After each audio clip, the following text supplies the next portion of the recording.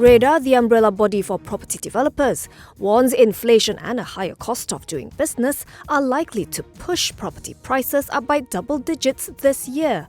Its president, Dato N.K. Tong, notes that developers have no choice but to consider price increases in this inflationary environment, adding that the move would also protect home buyers as it would ensure the developers have enough revenue to complete the project. According to Rehda's survey, 3 out of 4 developers reported an average increase of 13% in the overall cost of doing business in the second half of last year, against an average increase of 17% in the immediate preceding period. Meanwhile, 94% of respondents said they are affected by the current economic scenario and have taken various cost-cutting measures, including freezing recruitment, cutting salaries, rescheduling the launch of planned projects, and reducing the scale of their respective launches. They said the 3 main cost components affecting cash flow were material and labour cost, compliance cost, and land cost. However, Tong noted that the anticipated price increase has not materialized in the past 6 months, adding that this is also reflected in the moderation of construction materials prices. This is also helped by the relatively stable overnight policy rate.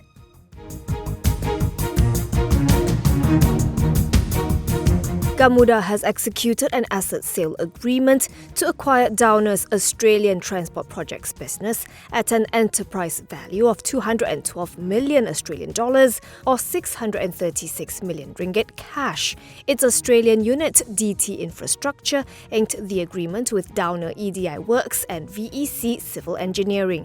The cash deal, which is expected to be completed by June, will be financed by internal generated funds and borrowings. Gamuda said in a filing with Bursa Malaysia that the move is in line with the group's growth plan in the Australian market of achieving annual revenue of 3 billion Australian dollars in the next 2 to 3 years. Its managing director, Dato Lin Yun Ling, commented that this acquisition accelerates the group's local expertise in Australia across a wider range of infrastructure projects and connects its regional expertise in turnkey infrastructure delivery with existing and new local clients. Ling said there are positive opportunities for growth in Australia, and this move enables Gamuda to expand not only its revenue base but also enables participation in different segments of the transport infrastructure market. Gamuda shares closed up 2.78% at 4 ringgit 6 cent, translating into a market value of 10.64 billion ringgit.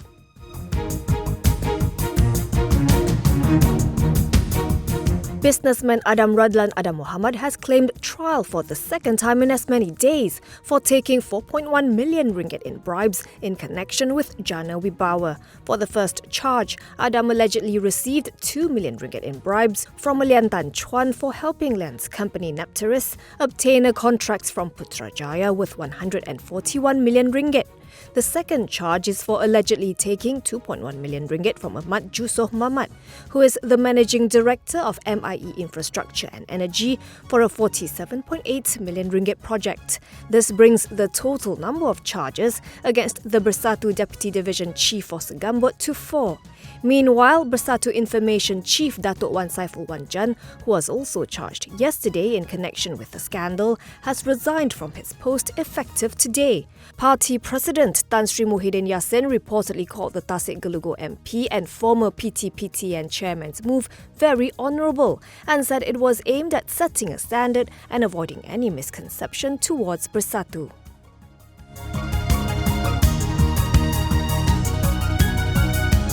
Businessman Dato Teo Wee Cheng, who until yesterday was the managing director of SSH Resources Holdings, has been charged in the Johor Bahru Sessions Court with graft involving 12.8 million ringgit in connection with the Jana Wibawa program.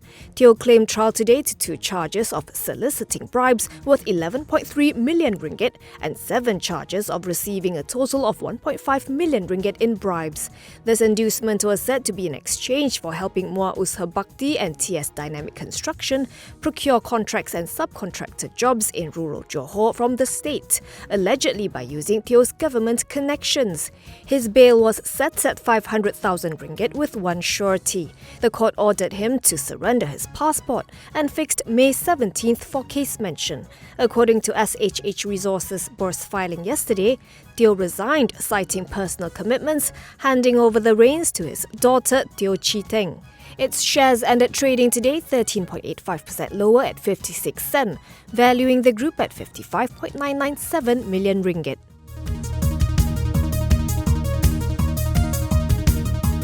Deputy Finance Minister Stephen Sim Chi Keong says tax on vape products may be implemented once MOH is done examining the legal issues related to vaping substances. He said in the Dewan Rakyat today that MOH is currently looking into the legal framework for taxation, and there may be an announcement in the revised Budget 2023, which is set to be tabled in Parliament this coming Friday.